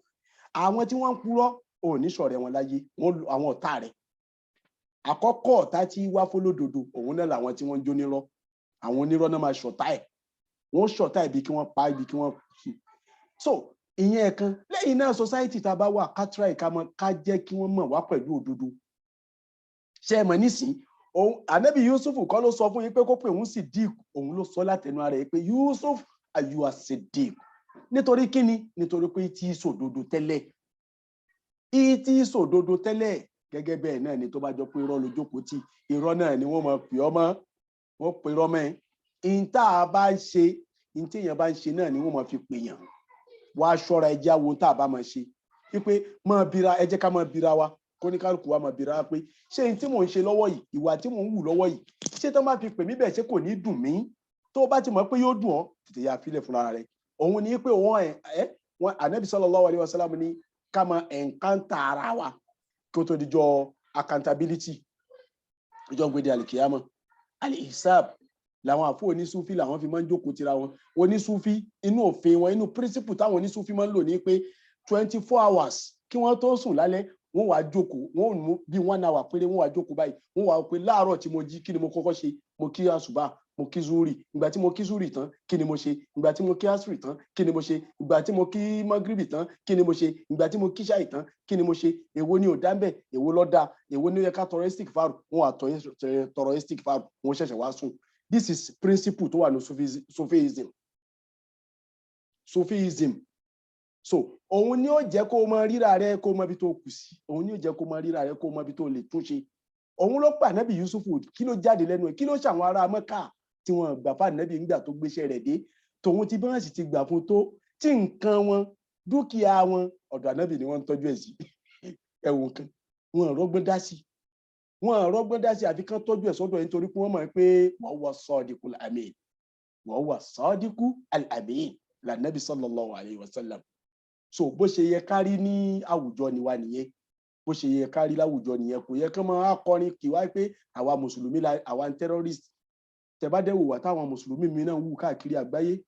ó tiyàn lójú kí a jọ máa pera wa ní mùsùlùmí pẹ̀lú irú wọn. Kọ́lọ́mọ ṣàtún ẹnì kọ̀ọ̀kan wá ṣe. Ó ní Yusufu ayuwa Siddiq, mo pè wọ́n Yusuf ìwọ olódodo. Afutina fi sab'i baqaratin simani, ṣàlàyé àláyé fún wa. Fi sab'i baqaratin simani, fún ma ṣàlàyé màálù méje èyí tó ṣe pé ó sanra, ya'kuluhunna sab'un ijafun, tó ṣe pé àwọn màálù méje tó gbẹ ó wá ń jẹ màálù méje tó sanra. Wasab'un sumbulatin, àti àwọn ebè, àwọn ṣírí ọkà èyí tó sanra, kudurin tó sanra tó gbẹ dáadáa. Wa ukhra yabisatin, àtàwọn èyí tó wọn ti gbẹ, àwọn èyí tó sanra, àwọn èyí tó tutù dáadáa. Wa ukhra yabisatin, àtàwọn èyí tó ṣe pé òun gbẹ. La'alli arji'u ila nnasi la'allahum ya'lamun, la'alli bóyá kí máa lè padà lọ ila nnasi, lọ sọ́dọ̀ ọba.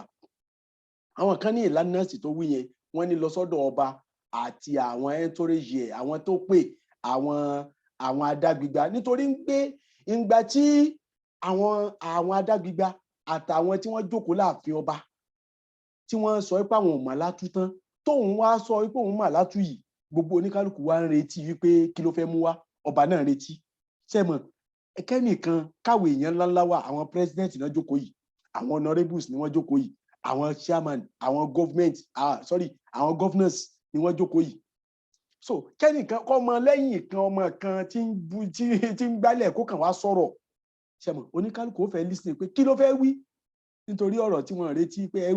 ẹrú lásán ẹni tí ń bá bọ́ tí lásán. So oníkálukú wá ti wá retí pé kí ni tó fẹ́ mú bọ̀, ló wá sọ fún Ànábì Yusuf ń ṣe pé la'alli arji'u ila nnasi, kí n lè padà lọ́sọ́dọ̀ àwọn èèyàn, la'allahum ya'lamuna ta'wila ru'ya, la'allahum ya'lamuna ta'wila ru'ya. Ìtàlù Kùránì tọ́jú pamọ́ nínú àyà yìí. So kí n lè dé kí n wá ṣàlàyé fáwọn èèyàn ní tí wọ́n mọ̀ níbi àlá yìí, kí n ṣàlàyé fún wọn. Kọ́ọ̀là l'Ànábì Yusufu ó wá sọ fún wọn wípé so la'allahum ya'lamuna ká tó lọ mbẹ, àwọn àfáà tú lóríṣiríṣi. Ṣé mọ̀ pé a sọ pé Ànábì Yusuf alayhi salatu wassalam níbi la'allahum ya'lamun, ẹ bá ń tíkẹ̀ la'allahum ya'lamun. Ṣé mọ̀ pé a sọ pé Ànábì Yusufu nígbà tí ọmọkùnrin yìí fẹ́ kú lẹ́wọ̀n, ó sọ fún wípé tó bá dé ọ̀dọ̀ ọba o sọ báyìí sọ báyìí sọ báyìí ok la'allahum ya'lamuna yìí làwọn àfáà wa tú sóríṣiríṣi baba Ibn al-Arabi Imam Qurtubi wọ́n tú sí pé la'allahum ya'lamuna yìí pé tó o bá débẹ̀ kó o lè ṣàlàyé fún wọn bí mo ti rí kán lè mọ bí o ti rí kán mọ bó o ti rí wípé o mà láàtú lẹ́yìn náà aláwọ̀kọ́ nìyẹn ẹlẹ́kejì tún ni pé kán mọ wípé in tí wọ́n dìtéèlì ẹ sínú prison fún yìí ọ̀ṣẹ̀ ó jẹ́ méjì ẹlẹ́kẹ̀ẹ́ta òun ni pé kí wọ́n mọ̀ wípé àsìdíkù tí mo dákọ níbẹ̀rẹ̀ wípé olódodo ni ẹ kán mọ̀ pé olódodo ni ẹ lóòótọ́ nítawọn àfọ ní tafsiri tú sí nìyẹn la'allahum ya'lamuna ta'wila ruya kán sì wá lè mọ̀ túmọ̀ àlá tí wọ́n gangan tó jẹ́ pọ́pọ́sì tí wọ́n torí ẹ̀ràn mi gangan ó jẹ́ ìtumọ̀ mẹ́rin tí ń bẹ lábẹ́ ara yìí tí ń bẹ lábẹ́ àyà yìí so nítawọn àfọ tú sí ní oríṣiríṣi nìyẹn nítorí pé àgbọ́dọ̀ gbogbo ìgbà tó bá ti jọ sí pé wọ́n bá wá tí wọ́n bá wá bá wa àwa àfa àwa onímímọ̀ àwọn onímímọ̀ tán bá ti wá bá yín in tó bá mọ̀ sọ pé mi ì mọ̀ àmọ́ èyí tó bá mọ̀ a gbọ́dọ̀ tọ́jú ẹ̀ pamọ́ ọlọ́run kó àwọn onímímọ̀ lẹ́kọ̀ọ́ nínú suratu Ali Imran nígbà tí àwọn Yahudi kan tọ́jú ìmọ̀ pamọ́ fànàbí wa sallallahu alayhi wa sallam kọ́lọ́n tó sọ fún ẹ pé má bí wọ́n mọ̀ kò sí nǹkan kan lọ́dọ̀ wọn so nǹkan bá ti wá bí ọ sọ pé o mọ̀ èyí tó o bá mọ̀ sọ pé mi ì mọ̀ nítorí pé Ọlọ́run bá ní wala takif ma laysa laka bi ilmun ní tó o bá ti mọ̀ mọ̀ wí o inna sam'a wal basara wal fuada kullun ulaika kana anhu mas'ula àmì èyí tó o bá mọ̀ wí o gbọ́dọ̀ tọ́jú ẹ̀ pamọ́ àyè tọ́jú ìmọ̀ pamọ́ bó tilẹ̀ òun kó kéré tó bó tilẹ̀ òun kó tóbi tó ṣàlàyé tó bá yí ọ níbẹ̀ ẹnu tí mo mọ̀ ń bẹ̀ ní Ànábì Yusuf wá bẹ̀rẹ̀ sí dáhùn ìgbà tó sọ la'allahum ya'lamuna tán ó ní kọ́ọ̀là tazra'una sab'a sinina da'aban ẹ lò ọdún méje kan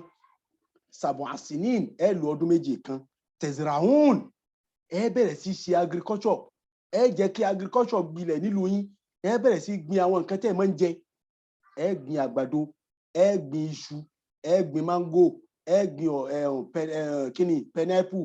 banana àwọn nǹkan tẹ́ máa ń jẹ ẹ gbìn àwọn nǹkan tó ṣe pé àwọn ọrọ̀ ajé yín ẹ kó jáde ẹ pè àwọn àgbẹ̀ ẹ pè wọ́n jáde ẹ kó fún wọn lówó ẹ jẹ́ kí wọ́n bẹ̀rẹ̀ sí gbìn nǹkan ẹ fún wọn nílẹ̀ ẹ fún wọn lówó ẹ fún wọn nílẹ̀ ẹ kó àwọn irinṣẹ́ fún wọn kí wọ́n bẹ̀rẹ̀ sí gbìn nǹkan èyí tí mo wí ẹ ṣe bẹ́ẹ̀ fún sab'a sinin 7 years sab'a sinin ọdún méje da'aban lẹ́ẹ̀fì ṣiṣẹ́ yìí ẹ ṣe bẹ́ẹ̀ lọ́dún méje fàmọ́ sọ́dítún àwọn nǹkan èrè oko tẹ́ ẹ bá wá kó ní ọdún méje yẹn àwọn nǹkan èrè oko tẹ́ ẹ bá rí ní ọdún méje yẹn tẹ́ ẹ kó àwọn nǹkan tẹ́ ẹ bá rí lọ́dún méje yẹn tẹ́ ọ̀gẹ̀dẹ̀ tẹ́ ẹ bá rí gbìn tó jáde iṣu tó bá jáde cassava tó bá jáde mango tó bá jáde àgbálùmọ́ tó bá jáde banana tó bá jáde gbogbo ẹ̀ pátápátá yẹn fádàrú òfin sùnbùlì yìí ẹ má yọ kù nínú inú ilé ẹ o mo sọ fún yín lẹ́ẹ̀kan pé tán pé súnbùlù òun ni àwọn nǹkan tí ó ní tó ṣe pé a ṣẹ̀ṣẹ̀ máa tú ká tó mọ tí ń bẹnu ẹ̀ ni mo fi mú corns maize ni mo fi ṣàpèjúwe tá à ń pè lágbàdo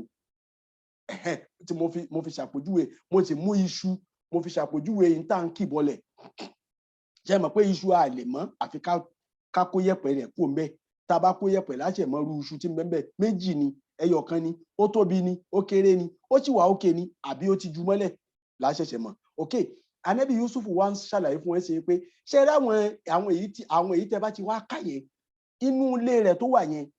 ọkà bàbà inú ilé rẹ̀ tó wà yẹn àgbàdo inú ilé rẹ̀ tó wà yẹn iṣu cassava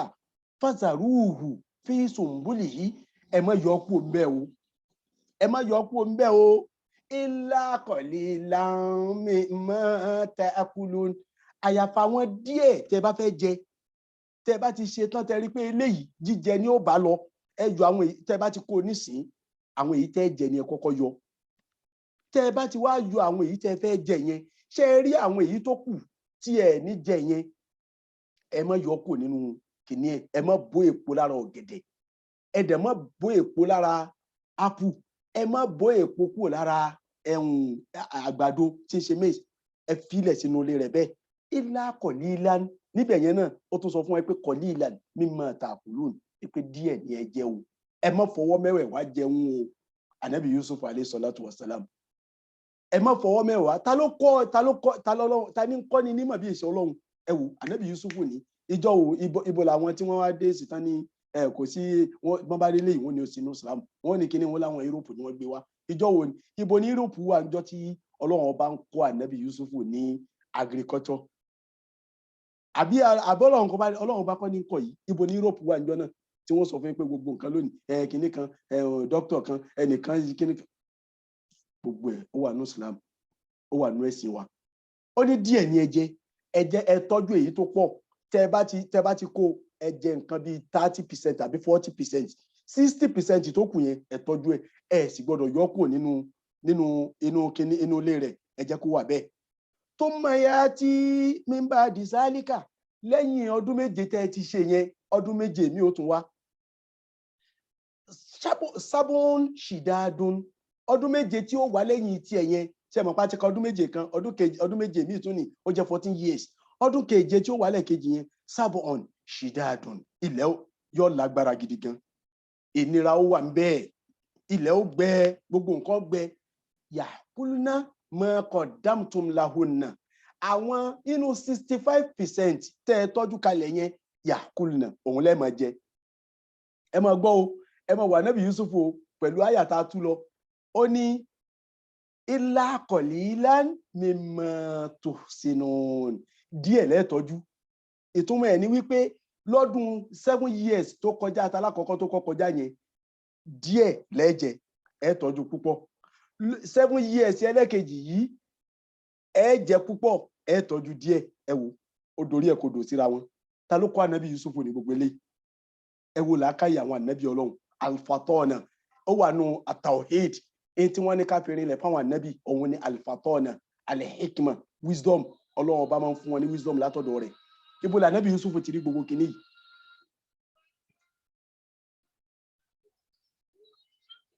Allahu akbar Allahu akbar Allahu akbar Allahumma rabba hadhihi da'wati tamma wa salati al-qa'imah ati Muhammadan al-wasilata wal fadila wa darajata ar-rafi'a wa basi maqama mahmudan alladhi wa'adta innaka la tukhlifu al-mi'ad illa qalilan mimma tuhsinun díẹ̀ lẹ tọ́jú ẹ jẹun púpọ̀ ó fi hàn pé àsìkò tí ilẹ̀ bá gbẹ èèyàn jẹun dáadáa nítorí pé ara máa gbẹ ṣó ń jẹ òun náà ní kiwamul hayat òun ni ẹ̀mí àwọn ọmọ ànábì Ádámọ̀ dúró lé lórí so tí ilẹ̀ bá dẹ̀ ti gbẹ kò ní dá kára tún gbẹ òun lẹ́bi rí pé ní táwọn dókítà sọ ní pé àsìkò tí ilẹ̀ bá gbẹ àrùn máa ń pọ̀ nígbà yẹn kí ló dẹ̀ fà á òun ní páwọn èèyàn èrò oúnjẹ dáadáa wọn èrò oúnjẹ jẹ dáadáa so tó bá fi wá rí bẹ́ẹ̀ àsìkò yẹn ẹ jẹun dáadáa àsìkò tí ilẹ̀ gbẹ yẹn ẹ jẹun dáadáa àwọn díẹ̀ ni ẹ tọ́jú àwọn díẹ̀ òun ni ẹ tọ́jú thumma ya'ti min ba'di dhalika so tí ọdún méje lẹ́kejì yìí tóun bá tún lọ ọdún mi ò tún wá dé ya'ti min ba'di dhalika ọdún mi ò tún dé o amun ọdún yẹn o fi yugathu nasu wa fi ya'sirun ọdún yẹn àwọn èèyàn máa pariwo kọ́lọ́run bá wọn rọ̀jò kò ní sójò gbogbo nǹkan gbẹ yẹun ọ̀gbẹ ilẹ̀ ó wà alẹ́ káàtù là ń pè ní èdè Lárúbáwá òun ni pé káàtù ó mú yín so ọdún bí ó ti rí nìyẹn ibi báyìí òun ni a dúró pẹ̀lú ògo Ọlọ́run kí a bẹ̀rẹ̀ láti verse 50 pẹ̀lú ògo Ọlọ́run so Ànábì Yusuf alayhi salatu wassalam mo ń sọ lẹ́ẹ̀kan pé ta ló kọ́ lílé yìí ṣe mọ̀ wàhálà tó ṣẹlẹ̀ nínú Islam nígbà tí wọ́n pa Usman ibn Affan òun ni ó jẹ́ kí àwa mùsùlùmí káráyè láti practice gbogbo kìíní inú ẹ̀sìn wa ló fi já sí pé àwọn Europe gbáwájú wa Imperatoriyatul Usmaniya Dawlatul Usmaniya tó dìde àfìgbà tí wọ́n rí pé àwọn ti dáúlà yẹn wọ́n ti ṣubú léyìí tí ó ṣẹ̀yìn àwọn Europe láti ìgbà tó ti pa Usman sí kéńgé in short Usman ibn Affan tí ń jẹ́ khalifa kẹta lẹ́yìn anabi sallallahu alayhi wa sallam àti ìgbà náà ni wàhálà làwa mùsùlùmí ti kó sí wàhálà dìsìn a kó sí wàhálà alifikir òun ni ìròrí wa ò jọra wọn mọ́ a kó sí wàhálà knowledge ẹ̀kọ́ kò jọra wọn mọ́. A kó sí wàhálà olórí dísìn àti ìlólórí àbí a nílùú kan tá a sọ pé olórí mùsùlùmí ni. So nítorí pé tí ara mùsùlùmí bá balẹ̀ tí làákàyè wọn sẹ́tù, ẹni tí làákàyè bá sẹ́tù ní ọ̀rá yìí practice gbogbo àwọn kìíní tí ń bẹ ní Islam tí ń bẹ ní Al-Qur'ani yìí, tí gbogbo tẹ́ni tí làákàyè bá sẹ́tù òun ni ó practice gbogbo eléyìí. So kán wá dé nsìn kan sọ fún wa pé kinní kan kò sí ní Islam, àfẹ́yẹ́ tójú wa bá tó nǹkan mi bẹ ní Al-Qur'ani tá a ti mọ̀ dì sí tá a sì lè mọ̀ tí máa di ó fi fọn, tí kíni Israfil tí ó fi fọn. So wọlọ́hun afàsìkò yìí náà a fi bẹ̀ ọ́, ìwọ ló kó ànábì Yusuf lélẹ́yìí, kò sí tíṣà kan jọ náà, kò sí lẹ́kṣọ́rà kan jọ náà, kò sí ọkùnrin kan tá a pè ní agriculture kan tó jókòó tì í pé òun ní ṣàlàyé ẹ̀, kò sí njọ́ náà. Ìwọ Ọlọ́run bó ti kọ́ lélẹ́yìí mọ́ṣà fún wa náà ní knowledge Ọlọ́run, mọ́ṣà ṣe knowledge fún wa Ọlọ́run, mọ́ṣà fún wa knowledge àtàwọn family wa, mọ́ṣà fún wa fún knowledge àtàwọn ọmọ wa, especially àwọn ọmọ wa tó ń bẹ school, gbogbo ẹni tí ń bẹ school, àwọn primary, àwọn tó wà ní primary level, nursery level, secondary, àwọn tó wà ní university, Ọlọ́run gbogbo wọn ọlọmọṣà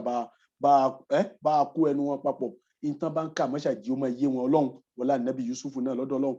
wọlá Al-Qur'ani tá ń kà, wọlá àwọn tí wọ́n kọ àwọn ọ̀rọ̀ yìí kalẹ̀ tá ń tú yìí, ọlọmọṣà wọlá gbogbo yẹn náà, wọlá ànábì lọ́dọ̀ Ọlọ́run. Allahumma urzuqna imanan sadiqan wa ilman nafiyan wa lisanan zakiran wa qalban khashiyan wa tawbatan qabla al-maut wa maghfiratan qabla al-maut wa nasiban min al-jannati wa najata min an-nari برحمتك يا أرحم الراحمين يا عزيز يا غفار يا رب العالمين. آمن الرسول بما أنزل إليه من ربه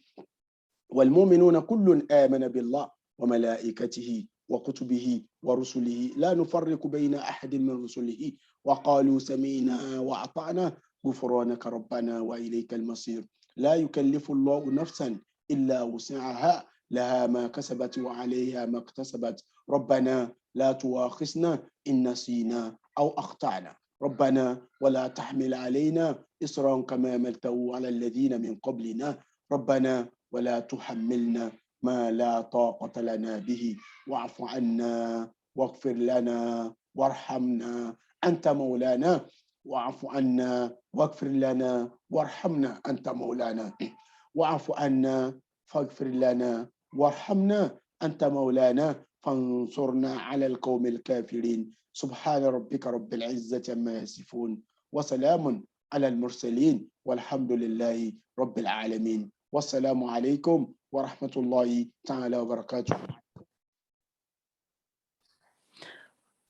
وعليكم السلام ورحمة الله وبركاته. الحمد لله رب العالمين. Jazakallah khair Ustaz fún explanation tí ẹ bá wa ṣe, àti Brother Hakeem náà fún àwọn references tí ẹ bá wa post, àti gbogbo àwọn náà tí a ṣe sùúrù tá a fi tọkàntọkàn tẹ̀lé gbogbo àwọn nǹkan tí Ustaz sọ fún wa. Mo kàn fẹ́ point out a few things nínú àwọn nǹkan tí ẹ̀kọ́ tí ó wà nínú nǹkan tí Ustaz ṣàlàyé fún wa nísìnyí pé tó anybody tọ́lọ́run bá ti fi ṣe olórí fún wa kí a máa fi àdúrà ràn wọ́n lọ́wọ́, torí àwọn náà èèyàn làwọn náà, wọn lè ṣe kọ́ má ṣe mistake. Tí leader bá dé ṣe mistake, ó máa affect àwọn followers ẹ̀. So abẹ́lọ́ pé gbogbo àwọn leaders wa káàkiri, bóyá leader àárín ilé ni, leader family ni, leader ibiṣẹ́ ni, leader ìjọ̀mọ́ ni, leader ìlú ni, ìkọ̀kíkan ibi tó bá ti ń lead, abẹ́lọ́ nǹkan lọ́n bá wa guide àwọn leaders wa kí wọ́n lè rule, kí wọ́n lè make decisions tí ó máa benefit àwọn èèyàn tó máa tẹ̀lé ti Ọlọ́run. Àti pé opportunity once lost can never be regained. Bí o ṣáà ṣe ṣàlàyé fún wa, tí a bá rí opportunity tí ó dáa kí a lò dáadáa. Ẹ̀kọ́ tá bá dẹ̀ ti ní, nǹkan tá bá mọ̀, tá bá ní kí a lè share náà, because téèyàn bá mọ̀ téèyàn tètè jẹ́ kó mọ̀, but what you know is good to share it. Torí pé ara sharing yẹn ó ń record sórí khairu mizan, our scale of good deeds, reward tẹ wà nínú ẹ̀, kí Ọlọ́run gba gbogbo eléyìí tí àwọn náà ṣe ta tí à ń ṣe níbí báyìí àti gbogbo káàkiri. Àti ìtumọ̀ àlá kéèyàn máa wà careful, SARS ṣàlàyé yẹn fún wa náà ti pẹ́ náà pé àti máa rú àlá tí èèyàn bá mọ̀ kí èèyàn má dabble into it. So, àti pé tá bá rán yàn iṣẹ́ ká make it easy fún ẹni tá bá rán níṣẹ́ tó bá pé owó mọ́tò ni àbí agbé mọ́tò fún wọn ni kí wọ́n lè jẹ́ iṣẹ́ yẹn dáadáa. Ṣé mọ̀ gbogbo nǹkan náà gbogbo aláfẹ́ ìrọ̀rùn, so tá bá rán yàn iṣẹ́ ká make it easy fún wọn. Islam hadith kan ló ní pé facilitate the affairs for people, make it easy for people, ká má jẹ́ kí nǹkan jẹ́ ìnira fún àwọn èèyàn. So àti pé kéèyàn má máa fi ọwọ́ mẹ́wẹ̀ẹ̀wá jẹun béèyàn bá ṣe ní nǹkan ní àkójọ kéèyàn máa save díẹ̀díẹ̀ kó máa lo díẹ̀díẹ̀. Gbogbo kinní náà ó bá Islam lọ nípa modesty, gbogbo nǹkan tá a bá ṣe ká máa wà modest pẹ̀lú ẹ̀ nínú gbogbo nǹkan tí Ọlọ́run bá fún wa, kí a má máa fi ọwọ́ mẹ́wẹ̀ẹ̀wá jẹun. So àbẹ̀ Ọlọ́run eléyìí tí a kọ́ lénìí bá ti ṣe ń ṣe láti jẹ́ kí Ọlọ́run jẹ́ kí ó wúlò fún wa, kí Ọlọ́run bá fi àlùbáríkà sí fún wa. Ustaz jazakallah, Ọlọ́run bá ṣe àlékún iman àti ilmu àti hikm, kí Ọlọ́run bá wa ṣe fún yín àti gbogbo àwa náà tí à ń gbọ́ kí a lè rí lọ inshallah. Ká tó lọ ó dàbí pé question kan wà nínú chat. Ustaz brother Hakeem béèrè pé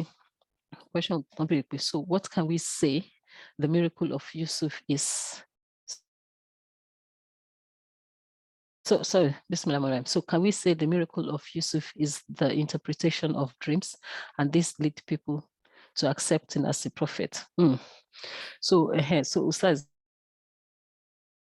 brother Akin wọ́n béèrè pé so ní pẹ̀lú gbogbo ilé ìtagbọ́n sí pé ṣé wọn pé Ọlọ́run fún gbogbo àwọn ànábì ní àmì miracle pé kí wọ́n máa lò, pé ṣé tí ó fún bẹ́ẹ̀ni ànábì Yusuf jẹ́ kó máa rọ àlá àbí kó máa túmọ̀ àlá, ìyẹn ní miracle tí Ọlọ́run fún kí àwọn èèyàn lè fi gbàgbọ́ bí ànábì. jazakumullahu khairan, jazakillahu khairan. Àkọ́kọ́ mo kọ́kọ́ fẹ́ dúpẹ́ fún baba Safara pẹ̀lú gbogbo references tí ẹ bá post síbẹ̀. Ọlọ́run bá san yín ní ẹ̀san olóore, ọlá nàbí ní ọ̀dọ̀ Ọlọ́run. Ṣé rí béèrè tí ẹ béèrè yẹn bẹ́ẹ̀ ni bó ṣe rí gẹ́gẹ́ nìyẹn. Àṣà Ọlọ́run tí Ọlọ́run máa fi rán àwọn òjíṣẹ́ òun ni wípé tí àwọn tí Ọlọ́run bá fẹ́ rán wọn tó fẹ́ rán wọn sí, tí wọ́n bá gbà tí wọ́n bá gbà tí yóò kó dààmú bá wọn, tó jọ pé yóò kó dààmú bá wọn ní àsìkò yẹn, ní ẹ́rà yẹn, tí ó ṣẹlẹ̀ ní ẹ́rà yẹn tó jọ pé òun ni yóò máa jẹ́ fìtínà fún wọn. Òun lọ́lọ́run ó gbé lé ànábì yẹn lọ́wọ́ ni ó máa jẹ́ mùjíza tiẹ̀. So lé ó fi kó ọkàn àwọn tí wọ́n bá fẹ́ gbà. Kódà èmi máa ń wà gan tó ṣe pé kò ní tí ì ṣẹlẹ̀ ní society tí Ọlọ́run bá rán ànábì, country àbí láàrin àwọn tí Ọlọ́run bá rán ànábì yìí sí. Àmọ́ tó bá débẹ̀ nǹkan wá ṣẹlẹ̀ sẹ́nìkan nù wọn.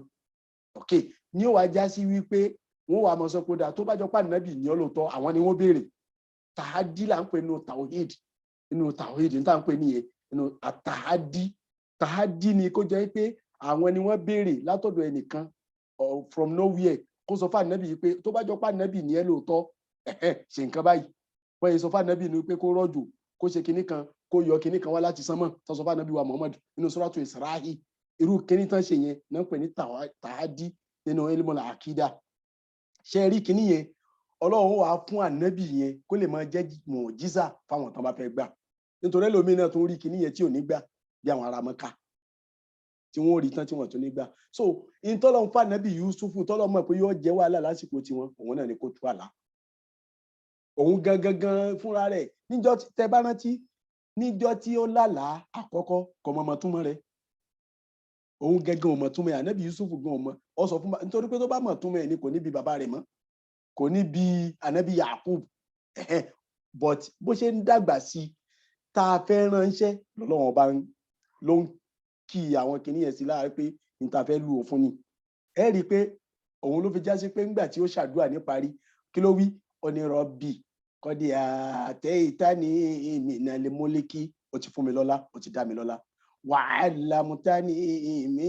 tàwí lélẹ̀ àhàdís. Ó tún ní mọ màlátú.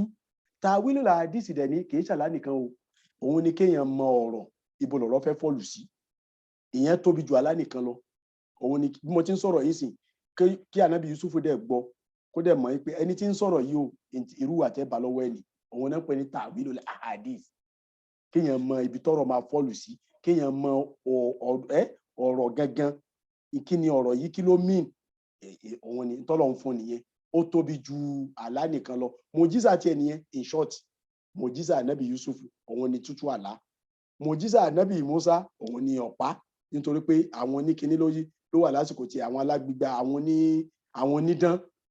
mojiza tiẹ̀ nìyẹn gẹ́gẹ́ bẹ́ẹ̀ lànàbì kọ̀ọ̀kan alayhimu salatu wassalamu alaykum wa rahmatullahi wa barakatuhu. Wa alaikum salam wa rahmatullahi wa barakatuh. Láfikún tí Ànábì Muhammad sallallahu alaihi wasallam tí òun ní Quran, because ní time àwọn Quran they're very proud of poetry. So wọ́n rò pé bóyá àwọn lè máa ṣe mọ̀ bí ìgbà tí wọ́n bá ń sọ pé àwọn lè máa ka ìwé ṣe mọ̀ tó máa lo words in different ways. So ní Ọlọ́run fi gbé Quran kalẹ̀ fún pé tó tẹ́ bá lè mọ̀ poetry ẹ wá wo miracle Ọlọ́run tó wà nínú Quran. So that's a tabari gbogbo àwọn agẹgà pẹ̀lú àwọn letters alif lam mim ṣe mọ̀ wọn mọ̀ tó dé ní eléyìí náà kò sí ẹ̀ tó mọ̀ Ọlọ́run fi pamọ́ ni nítorí pé àwọn rò pé bóyá àwọn lè máa sọ̀rọ̀ àwọn mọ̀rọ̀ sọ nǹkan kan bẹ́ẹ̀ Ọlọ́run ṣe fi Quran Karim ṣe miracle fún Ànábì Muhammad sallallahu alaihi wasallam. tó alhamdulillah rabbil alamin jazakallah khaira fún question yẹn tí ẹ bẹ̀rẹ̀ jazakallah khaira. tó ṣe kí a tó lọ tó mọ̀ pé ustaz máa fẹ́ lọ kí iṣẹ́ nìsín ṣe rí another question àbí comments tí a fẹ́ fi kún nǹkan tí a gbọ́ lè ní. Okay. Tí kò bá sí àdúró báyìí ní ẹni alhamdulillah rabbil alamin kí Ọlọ́run gbà ní ìbádà fún wa. Tó bá di Monday inshallah bí ustaz ṣe sọ ara a continue pẹ̀lú excellence of small deeds. Topic tí a máa mú ní next week inshallah àti ṣe díẹ̀ náà alhamdulillah rabbil alamin pé tí wọ́n bá ń ṣe nǹkan kí adúpẹ́ tọ́lọ́run bá wa tó tí gbogbo àwọn topics tí à ń ṣe ní excellence of small deeds ó dàbí pé wọ́n compliment tafsir tí à ń ṣe àwọn méjèèjì ń compliment ara wọn torí next week inshallah sọ̀rọ̀ nípa Siddiq òótọ́ àti nínú ẹ̀ náà nínú tafsir tí a ṣe lé nínú character Ànábì Yusuf alayhi salatu wassalam. So a tún ṣàlàyé dáadáa bó ṣe jẹ́ àwọn nǹkan tí Ọlọ́run fẹ́ kí a máa ṣe tó ní èrè púpọ̀ ní iwájú Ọlọ́run. Do that ní ọjọ́ Monday inshallah kí Ọlọ́run ṣọ́wájú ìgbà náà lọ. So ibi báyìí ni a máa dúró sílẹ̀ ní kí Ọlọ́run gbà fún wa. Àní ustaz ẹ jọ̀ọ́ fún wa ní closing prayer. Jazakillahu khairan Ọlọ́run mọ̀ ṣàbà sàn yín ní ẹ̀san olóore ọlá nàbì ní ọ̀dọ̀ Ọlọ́run. Ìkankan tí mo kàn tó ń fẹ́ fi kún ní kékeré wà nù tí mo ti sọ tẹ́lẹ̀tẹ́lẹ̀ náà tí orúkọ tí a bá fẹ́ kí wọ́n máa pè wá ní society wa ìwà bẹ́ẹ̀ náà ni ká máa wù. Ìyẹn pàtàkì gan. Yorùbá ní orúkọ rẹ̀ ó sàn ju wúrà àti fàdákà lọ. Yorùbá ló sọ bẹ́ẹ̀. So àwa Yorùbá náà sì lágbára pé ṣé ìwà tí mo ń wù yìí bíra rẹ kóníkàlùkù mọ bíra rẹ pé ṣé tí wọ́n bá ń pè mí bẹ́ẹ̀ ní society tí mo wà yìí ṣé inú mi dùn sí mọ wùrú wà bẹ́ẹ̀. ìzálámtẹ anabi sallallahu alayhi wa sallam wọ́n ní nígbà tó ń sọ̀rọ̀ alahaya ojú títì kéèyàn máa lójú tì pé ẹni tí ò bá ti lójú tì fásinà máa yàṣà pé máa ṣe tó bá ti wọ̀n ẹni tí ò bá ti lójú tì pé tán bá pè mí lórúkọ báyìí kò túnrun kankan lára mi tán bá pè mí ní àwọn orúkọ burúkú yẹn ṣùgbọ́n tó bá já sí pé yóò bá dùn wá ẹ jẹ́ ká wu ìwà tí ó ṣe déédéé tí ó wà compatible pẹ̀lú iṣẹ́ wa tí wọ́n fi lè pè wá orúkọ bẹ́ẹ̀. So Ọlọ́run mọ́ṣá gbà lẹ́sìn fún wa ọlànàbí lọ́dọ̀ Ọlọ́run gbogbo mùsùlùmí tó rẹ̀ kọ́ lọ́mọ́ṣá bá fún wọn lálàáfíà gbogbo mùsùlùmí tára ní kọ́ lọ́ba ṣèdẹ̀kùn fún wọn gbogbo ẹni tó nídìí iṣẹ́ kọ́ lọ́ba fún níṣẹ́ gbogbo ẹni tó nídìí ọkọ bá fún lọ́kọ gbogbo ẹni tó nídìí ìyàwó ẹni tó nídìí ọmọ ẹni tí ń wówó ẹni tí ń fẹ́ kọ́lé ẹni tó fẹ́ ra mọ́tò nínú mùsùlùmí ẹni tó ṣe pé ìyọ́nú wọ Ọlọ́run ọba ní wà ẹni tó ṣe pé ó fẹ́ kẹ́kọ̀ọ́ ó fẹ́ sọ́sẹ̀sì ló ń fẹ́ níbì kan iṣẹ́ ló fẹ́ ọlọ́mọṣà ṣe fún ọlọ́mọ dààmú àwa mùsùlùmí àfọlá ànábì gbà lọ́dọ̀ Ọlọ́run àfọlá àwọn ànábì àfi gbà lọ́dọ̀ Ọlọ́run ọlá amina ọlá Safara Insight ọlọ́mọjọ bàjẹ́ Old Kent Form 1 Heart Hospital tiwa náà àti gbogbo àwọn Islamic association bẹ́ẹ̀ ọlọ́mọdé ó dàrú o ọlọ́nàbí lọ́dọ̀ ọlọ́mọ gba imani lọ́wọ́ wa mọ́ gba ihsanu lọ́wọ́ wa mọ́ gba ìsìlámù lọ́wọ́ wa wala amina wala wal asr innal insana lafi khusrin illa alladhina amanu wa amilu salihat wa tawasaw bil haqqi wa tawasaw bis sabr subhana rabbika rabbil izzati amma yasifun wa salamun ala al mursalin walhamdulillahi rabbil alamin wassalamu alaykum wa rahmatullahi wa barakatuh.